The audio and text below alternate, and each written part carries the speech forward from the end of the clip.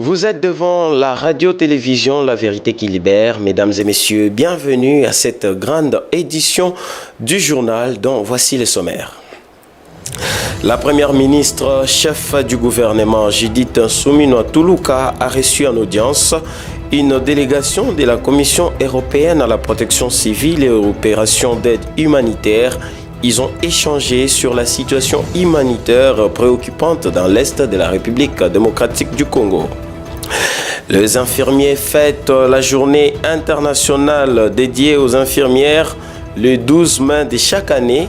Et pour cette année 2025, elle est célébrée sous le thème mondial « Nos infirmières, notre futur ». Prendre soin des infirmières pour une économie plus forte. Et tout à fait autre chose, plusieurs routes de Kinshasa en état de délabrement catastrophique, asphyxiant la circulation. D'autres souffrent de l'arrêt des travaux depuis plusieurs mois. Nous parlerons du cas de l'avenue Sayo en Ngiringiri. Mesdames et messieurs, tout de suite, les détails. Bienvenue à cette grande édition du journal sur la RTVL. Mesdames et messieurs, merci pour la confiance. Le président de l'Assemblée nationale, l'honorable Vital Kamerhe, a participé à la 3e conférence interparlementaire africaine sur les défis mondiaux émergents tenue en Ouganda du 9 au 11 mai dernier, où il a défendu la souveraineté de la République démocratique du Congo sur ses ressources naturelles. Suivez ses commentaires. La dernière journée de la 3e conférence interparlementaire africaine sur les défis mondiaux émergents a été consacrée sur les thèmes la protection de l'économie africaine et la souveraineté des ressources naturelles, défis mondiaux et perspectives. Les parlementaires africains ont réfléchi sur les mécanismes à mettre en œuvre pour faire profiter l'Afrique de ses atouts économiques afin de booster son développement dans l'unité des États. Les parlementaires africains ont réfléchi sur les mécanismes à mettre en œuvre pour faire profiter l'Afrique de ses atouts économiques afin de booster son développement dans l'unité des États. Intervenant dans ces panels, le président de l'Assemblée nationale congolaise, le professeur Vital Kamerhe, a interpellé les pays africains sur le rôle charnière que doit jouer une République démocratique du Congo en paix, souveraine sur ses ressources naturelles et dépourvue de tout conflit avec ses voisins et ses pairs africains en général. A interpellé en tant que Parlement sur le rôle qu'il doit jouer dans la protection de la souveraineté des ressources naturelles congolais, le speaker de la Chambre basse du Parlement a rappelé le rôle majeur qu'a joué l'Assemblée nationale sous sa présidence à l'époque de la signature du contrat chinois controversé et l'engagement actuel du gouvernement à travers le président de la République Félix-Antoine Tshisekedi Tshilombo, qui a déjà permis à la République démocratique du Congo de récupérer environ 15 milliards de dollars. Le numéro 1 de l'Assemblée nationale a précisé que la République démocratique du Congo ne souffre pas de la malédiction de ses ressources naturelles comme d'aucuns le pensent, mais plutôt de l'absence d'une coopération économique régionale bien pensée avec ses 9 voisins. Vital Kamerhe a insisté sur les efforts à mener par les pays de l'Afrique centrale autour de la République démocratique du Congo pour établir une coopération régionale économique qui mettra fin aux conflits et guerres imposés par les multinationales et les grandes puissances. Il s'est dit engagé à continuer de défendre l'exploitation commune du pétrole entre la République démocratique du Congo et l'Ouganda sur les lacs Albert en tant que pays voisin avec qui il a partagé cette bénédiction de la nature. Pour finir, le président Vital Kamerhe a évoqué les efforts qui se font pour établir les relations diplomatiques et une cohabitation pacifique avec son voisin le Rwanda afin de mettre définitivement fin à la hache des guerres. Il a appelé les pays africains à se faire confiance mutuellement et d'arrêter de se faire la guerre éternellement pour faire place à la coopération économique régionale bénéfique à tous. Vital Kamerhe a aussi invité l'assistance à baser toutes ses réflexions sur l'amour, la justice, la vérité et la solidarité. Je le disais dans les sommaires, la première ministre Judith Suminwa Tuluka a reçu en audience le lundi 12 mai 2025 une délégation de la Commission européenne à la protection civile et aux opérations d'aide humanitaire, ECHO en sigle, conduite par son directeur général adjoint Anna Dantz. Au menu de leurs échanges, la situation humanitaire préoccupante dans l'est de la République démocratique du Congo. Lydie Djamba vous fait le résumé. L'objectif de ces échanges avec le hôte qui souhaite renforcer l'aide humanitaire dans l'est du pays, plus précisément de la nutrition, de l'hébergement de victimes et de rendre plus efficace l'aide humanitaire qui est extrêmement préoccupante. L'objectif de ma mission, c'est vraiment de faire stock, de voir de mes propres yeux la situation humanitaire dans l'Est et de discuter avec les autorités ici à Kinshasa et surtout avec Madame la Première ministre sur des moyens pour rendre encore plus efficace l'aide humanitaire qu'on est en train d'acheminer vers l'est du pays. Nous pensons que la situation humanitaire dans l'est du pays est extrêmement préoccupante. Il y a des besoins énormes dans le domaine médical, domaine de nourriture, hébergement et autres. Et donc, l'Union européenne continue à fournir une aide financière aux partenaires internationaux humanitaires. La chef de l'exécutif central a réaffirmé sa détermination à ramener des actions dans le sens du soutien à la population dans l'est du pays. La délégation de la Commission européenne à la protection civile et aux opérations d'aide humanitaire ECHO affirme avoir décaissé une enveloppe de 100 millions d'euros pour soutenir les besoins humanitaires. Ici est de noter que l'ECHO a été créé en 1990 pour exprimer la solidarité de l'Union européenne avec les populations dans le besoin partout dans le monde. Dès le mois de mai 2027, Kinshasa sera dotée de la Cité des Chines en République démocratique du Congo, car le ministre de l'Industrie et du Développement, Louis Watum Kabamba, a lui-même lancé les travaux le samedi dernier. Ce projet vaste créera en République démocratique du Congo plus de 30 000 emplois. On parle de la diplomatie économique agissante du président de la République, Félix Antoine Tshisekedi Tshilombo. Suivez ses commentaires.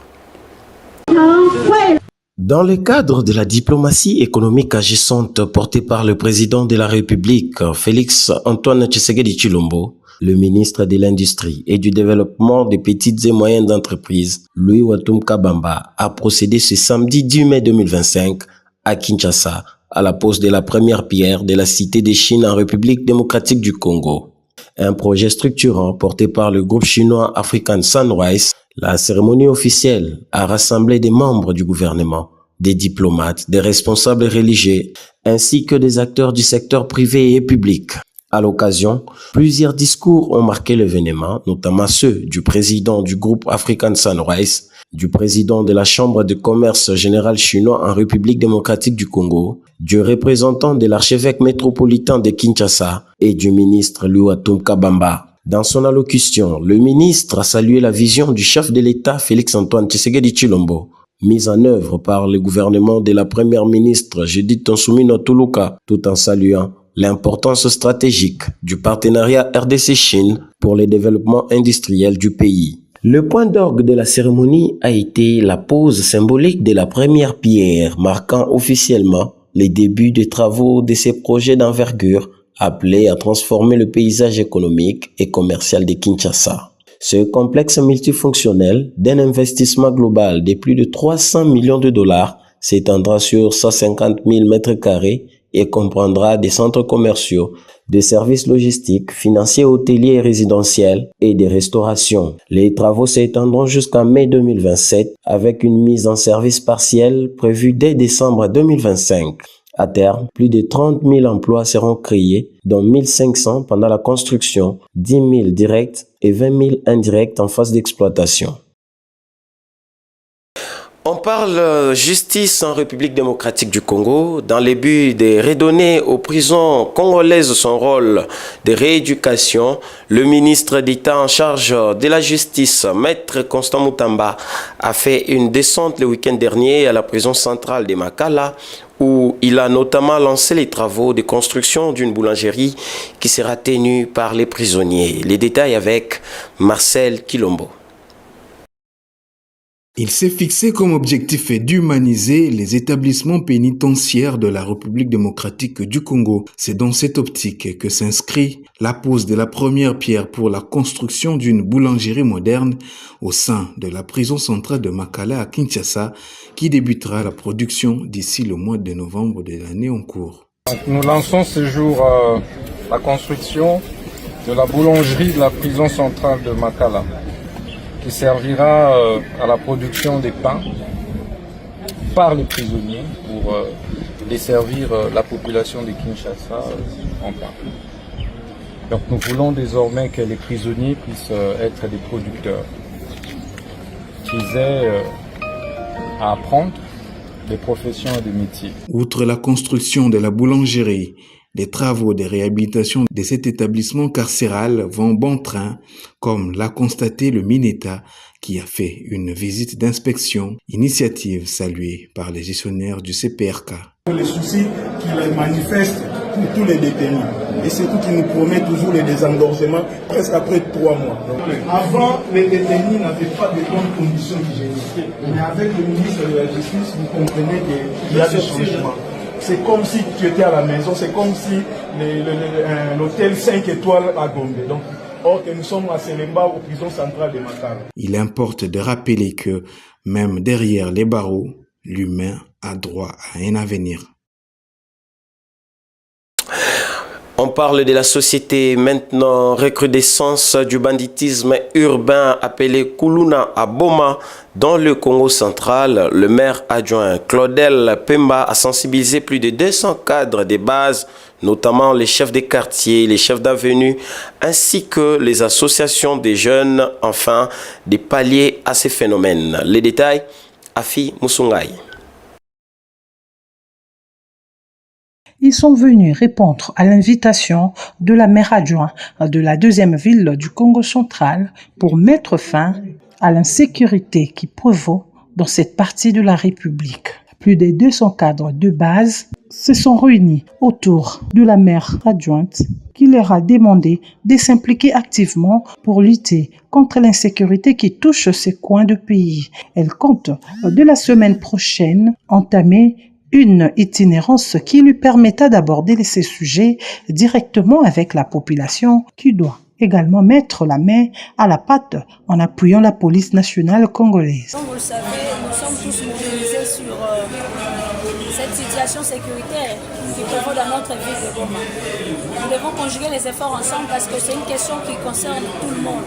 Et c'est comme ça que j'ai réuni tous les cadres de base aujourd'hui pour échanger. Et évidemment pour leur annoncer mon itinérance que je commence la semaine prochaine et qui doit prendre aussi des dispositions. Ce sera une occasion pour moi de sensibiliser également la population pour que cette population comprenne les enjeux de l'heure.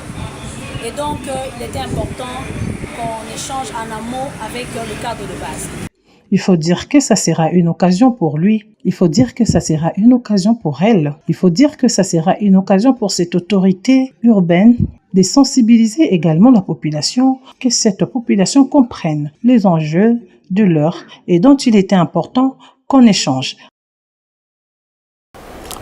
On revient présentement sur la journée internationale de l'infirmière. Sachez que l'humanité célèbre ce lundi 12 mai la journée internationale de l'infirmière, une journée en hommage à Florence Nightingale, l'une des pionnières de la blouse blanche. Le thème mondial retenu pour cette année est « Nos infirmières, notre futur », prendre soin des infirmières pour une économie plus forte. Ici est de noter que cette journée vise notamment une meilleure organisation du travail dans les soins infirmiers. Suivez les détails avec Lydie Djamba. Journée internationale de l'infirmière est célébrée dans le monde entier le 12 mai, jour anniversaire de la naissance de Florence Nightingale, qui a posé les bases de la profession infirmière contemporaine. Ses contributions sont nombreuses. Elle a été la première personne à définir que chaque patient a des besoins individuels, que le rôle de l'infirmière vise à satisfaire ses besoins. Elle a mis en compte les dimensions de santé, maladie des soins infirmières. Cette journée est une occasion pour réaffirmer son attachement à vouloir améliorer les conditions de travail de professionnels de l'art infirmier. Et l'objectif de la Fédération de la santé et des services sociaux de la Confédération des syndicats nationaux, qui présente plus de 100 000 syndiqués, du réseau de la santé et des services sociaux, souhaite une meilleure organisation du travail dans les soins infirmiers. En outre, cette journée est de rendre hommage aux contributions des infirmières dans le monde entier et de mettre en lumière les défis qu'elles rencontrent. En République démocratique du Congo, cet événement est particulièrement important car il permet de sensibiliser les publics et autorités sur le rôle crucial des infirmières dans les systèmes de santé, surtout dans le contexte où les besoins en soins de santé sont immenses. Dans le même chapitre santé, nous parlons également de plusieurs familles à Kinshasa qui sont frappées depuis plusieurs jours par une forte épidémie de grippe, une maladie virale qui n'en est pas à sa première vague depuis les débuts de l'année en cours. Afi Musunga, il nous revient. Depuis plusieurs semaines, la grippe affecte beaucoup de personnes à Kinshasa. Les hommes, les femmes, voire même les enfants ont attrapé la grippe. Les symptômes sont quasiment similaires chez tous les patients atteints de cette maladie virale, mais tous ne se soignent pas de la même façon. Certains Kinois préconisent plutôt la prévention. Quand j'ai la grippe, je fais en sorte de ne pas m'exposer d'abord au froid. Et bien évidemment, je vois un médecin.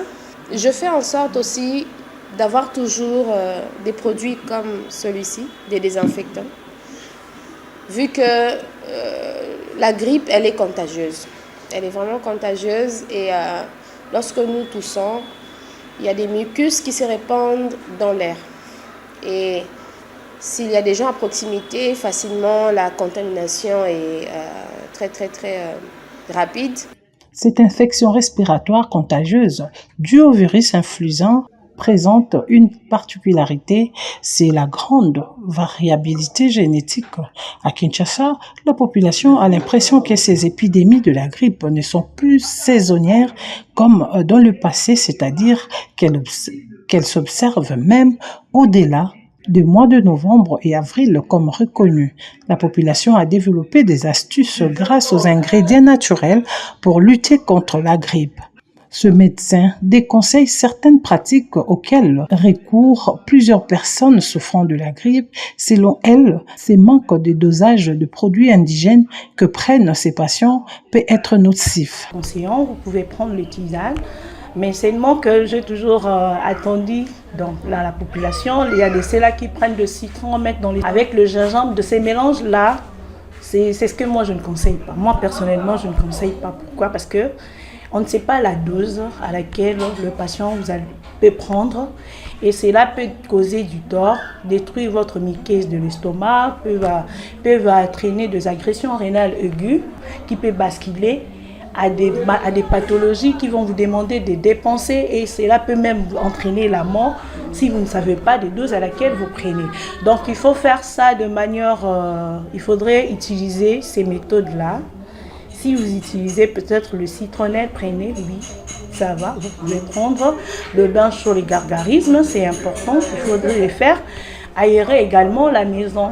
Avec la saison sèche qui approche, il est probable qu'une autre épidémie de la grippe s'observe à cause du froid et de la poussière et recommander à la population l'observance de mesures d'hygiène pour éviter de se faire contaminer par la grippe. Je le disais tantôt dans les titres, qu'est-ce qui est à la base de l'arrêt de certains travaux de réhabilitation de routes dans certaines communes de la ville-province de Kinshasa, la capitale? À cette question, l'avenue Sayo dans la commune de Ngiringiri fait partie et connaît l'arrêt des travaux depuis 5 ans et est resté dans cet état de délabrement très avancé alors que cette avenue fait partie des routes secondaires qui désengorgent la commune de Ngiri-Ngiri. Les habitants appellent les autorités et les élus de ces coins à une solution urgente. Agnès Kassaza vous fait le point. L'avenue Sayo est l'une des plus grandes routes de la commune de Ngiri-Ngiri. Les tronçons compris entre l'avenue Kassavubu et Ngiri-Ngiri, les travaux entamés pour la réhabilitation de cette route ont vu s'arrêter au regard des habitants de cette commune. Plusieurs fois commencé les travaux, plusieurs fois s'arrêter un seul tronçon avec au moins 5 entreprises pour sa réhabilitation, mais les travaux n'ont pas arrivé au résultat attendu. Malgré les travaux entrepris, la route se dégrade surtout avec le dernier pluie qui s'est abattu dans la capitale. Les habitants de ces coins de la ville de Kinshasa expriment leurs regrets et interpelle les gouvernements provincial, national ainsi que des élus d'Ngiri-Ngiri pour plus de suivi. C'est presque 4 ans. 4 ans depuis le chantier Banda, rien qui va. Bachaba ici, mais salami, mais sayo abandonné. Nous comprenons que Oyo Bazo Salantila, soi-disant, Mbongonango, Malia, donc tu éviter. De voter à Ngiri et d'y de ministre député national, de voter à Miss Makutano, mais de éviter ceux qui la démarche, pour la Sayo. En tout cas, ils sont vraiment regrettables. Sayo n'a vu fait bandit, la babirmaniès bandit, Sima et si, pas trop, pas autant pour la bière.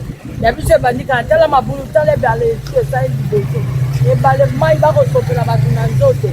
Bongo ba aussi c'est la chose ça yo mukoni makonza mboka ba komone la chose likambo ete ça yo ka comme les chèques bandaki les plus comme c'est comme ba les chèques.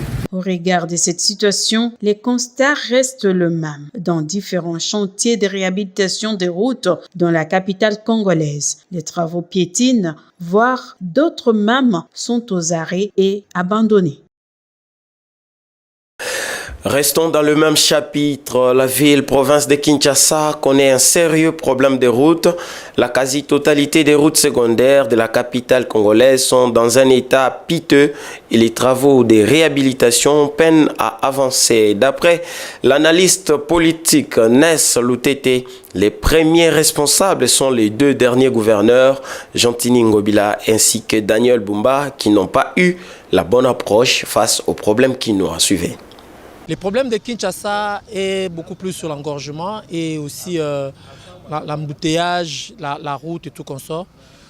Mais lui, il embrasse beaucoup de choses à la fois. Tantôt il est à la démolition, tantôt il est à la construction de routes, tantôt il est ici, il est par là. Donc il n'est pas focus dans ce que la population attend de lui. Alors, je ne dirais pas aussi qu'il est très mal entouré comme les autres le disent, mais moi plutôt je dirais est-ce qu'il écoute vraiment ses conseillers ou il lit au moins les textes que Ngobila a laissés sur la table. Parce que lui, il devrait en principe faire la continuité de ce que son prédécesseur a fait. Son prédécesseur a laissé la route en un état...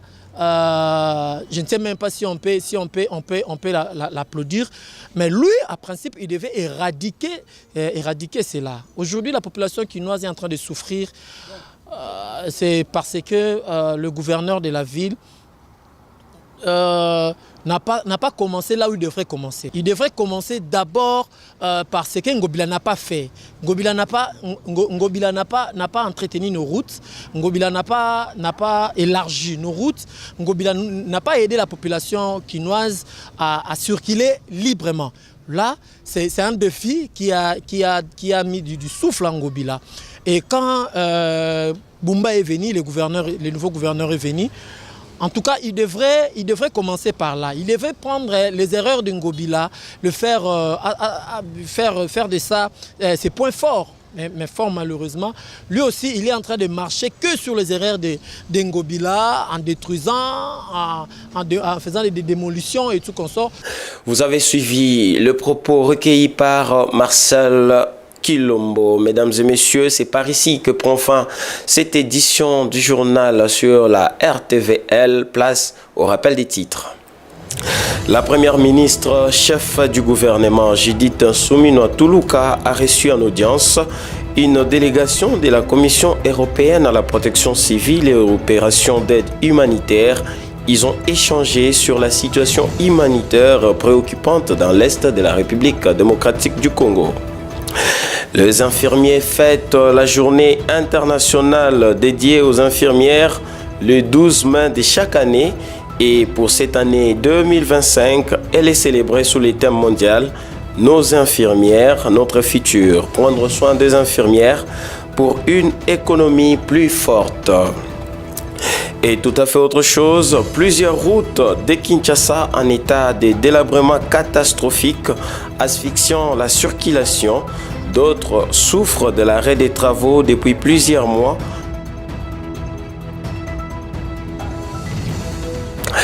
C'est par ici que prend complètement fin cette édition du journal. Mesdames et messieurs, merci pour la confiance et pour la fidélité que vous nous réservez. Dites merci à l'équipe technique constituée des Peace Chimanga, Steve Kikomo, Prince Tichik, ainsi que Serge Kassongo, le chef d'édition du jour Marcel Kilombo et Agnès Kassaza qui a concouru à la rédaction de ce journal. Portez-vous bien et à demain.